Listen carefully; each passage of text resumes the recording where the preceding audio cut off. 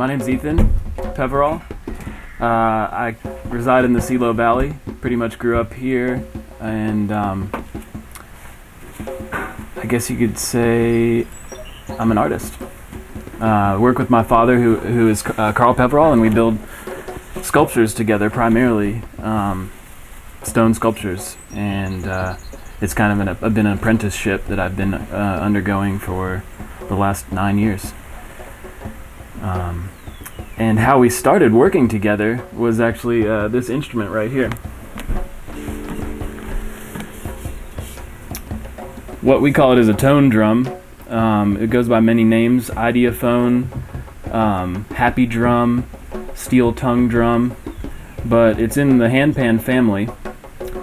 The one unique thing about this drum is that it's made out of a propane tank, a 20-pound propane tank, like for a grill or a camper, and it's actually in the world of trash. It's something that can actually not be thrown away. It's virtually undiscardable because of the liability that a full propane tank can be, and it can blow up, and it's a hard thing to get rid of, but it's an amazing thing to recycle, and this is what you can turn it into.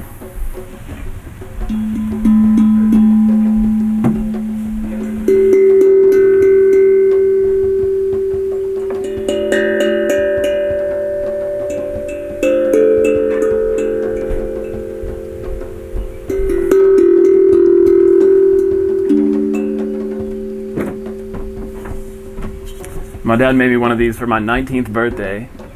I was in college, still not having a clue of what I wanted to do, and as soon as I picked it up and played it, I was so compelled by the sound and the aesthetic of the instrument. It drove me to create, to want to create, and this instrument specifically, but really to like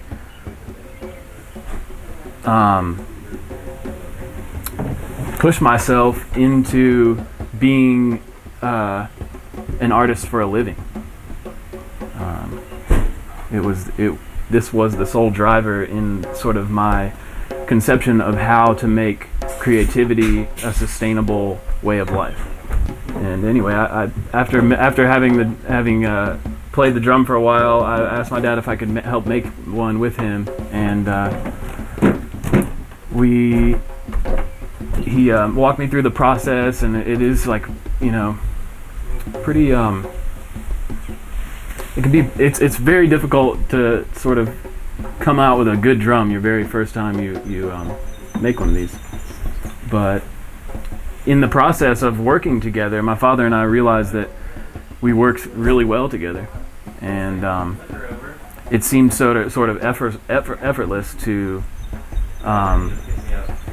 create together. And although he was just sort of instructing me how to make this simple instrument, it took us into a path of developing this bond and relationship where we completed these things that we could never have achieved individually. And that I'm specifically referring to the sculpture.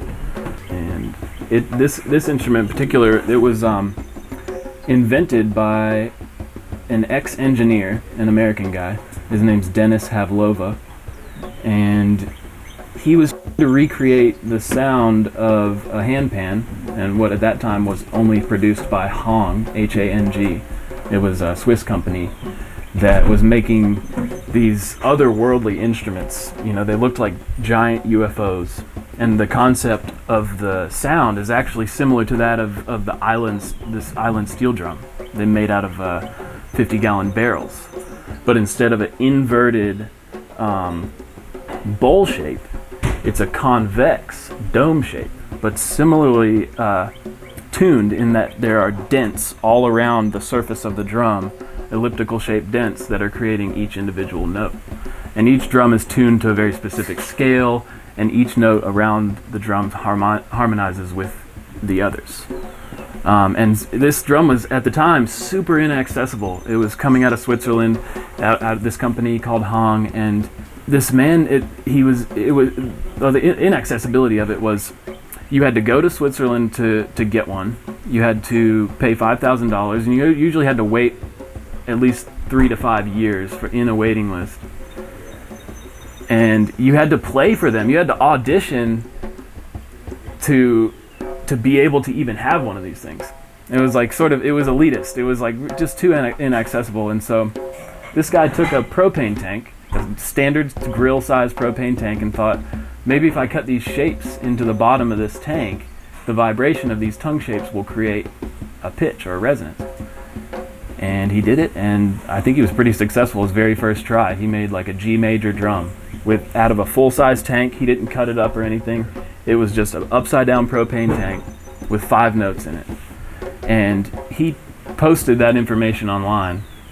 There was a YouTube and also a graphic you could download on a piece of graph paper to literally superimpose those shapes onto the bottom of the drum and create your own.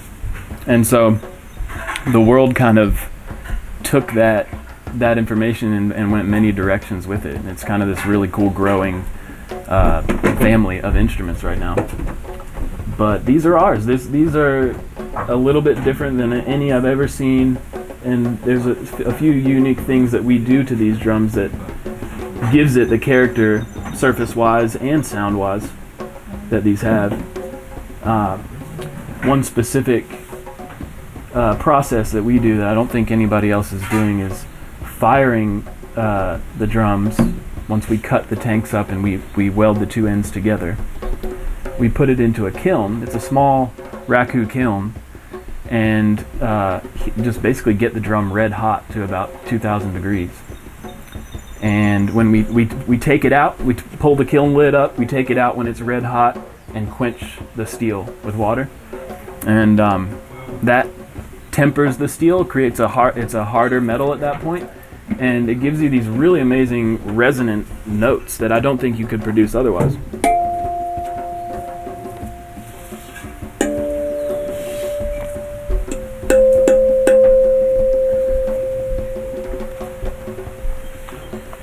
And another thing we're able to do in that process of firing is melt different alloys on the top and create sort of this very textured and dramatic patina. This right here is some brass that I just bent into a spiral, some brass wire, and this is the way that it melted on the surface. So if you'd like to see the stonework that I do, as well as the drum work, you can follow my Instagram. It's Peverall EF. And the stone sculpture has its own page. It's Peverall Stone Sculpture. Check out both of those, because the sculpture is primarily my craft and my passion. So you get to see a lot of that work in there. And then these drums are going to be on my personal site, Peverall EF. I post a lot of things. It's just a personal page, but you can definitely see some pretty cool examples of what the drums are.